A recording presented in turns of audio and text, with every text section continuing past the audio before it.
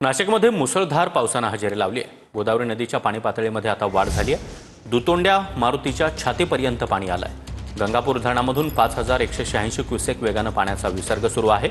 गोदावरी नदीच्या किनाऱ्यावरील अनेक मंदिरं देखील पाण्याखाली गेली आहेत। हे दृश्य आपण पाहतो आहोत। दुतोंड्या मारुतीच्या अगदी छातीपर्यंत हे पाणी आलेलं आहे। त्यामुळे गोदावरी नदीच्या किनारी असलेल्या गावांना सतर्कतेचा इशारा देण्यात आला। तर गोदावरी नदीपात्रातील अर्थात रामकुंड परिसरातील ही छोटी मोठी मंदिरं देखील पाण्याखाली गेली आहेत। आणि थेट गोदा तीरावरून आमचे प्रतिनिधी पवन येवले आपल्यासोबत आहेत। पवन, दुतोंड्या मारुतीच्या छातीपर्यंत पाणी आलेलं आहे आणि अनेक मंदिरं देखील पाण्याखाली गेल्याचं दिसतंय। नक्कीच गंगापूर धरणाच्या पाणलोट क्षेत्रामध्ये सुरू असलेल्या मुसळधार पावसामुळे आता धरणातून पाण्याचा विसर्ग जो आहे तो गोदावरी नदीपात्रामध्ये करण्यात आलेला आहे। आणि सध्या आपण हे रामकुंड परिसरातील दृश्य पाहत आहोत।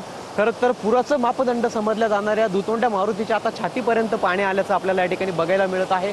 रामकुंड परिसरातील जे मंदिरं आहेत ते आता पाण्याखाली गेलेली आहे। संपूर्ण रामकुंड परिसर जो आहे तो पाण्याने वेढला गेलेला आहे। गंगापूर धरणातून सकाळी 10 वाजेच्या सुमारास पाण्याचा विसर्ग जो आहे तो वाढवण्यात आलेला आहे। सध्या हा पाण्याचा विसर्ग जो आहे गंगापूर धरणातनं तो जवळपास 5186 क्युसेस एवढ्या वेगानं करण्यात आलेला आहे। यापूर्वी तो 4656 क्युसेक एवढ्या वेगानं सुरू होता। हा 530 न वाढवण्यात आलेला आहे। गंगापूर धरणाच्या पाणलोट क्षेत्रात संततधार पाऊस जो सुरू आहे त्यामुळे धरणाच्या साठ्यामध्ये देखील मोठ्या प्रमाणात वाढ होत आहे आणि त्यामुळे धरणातून पाण्याचा विसर्ग जो आहे तो गोदावरी नदीत करण्यात आलेला आहे।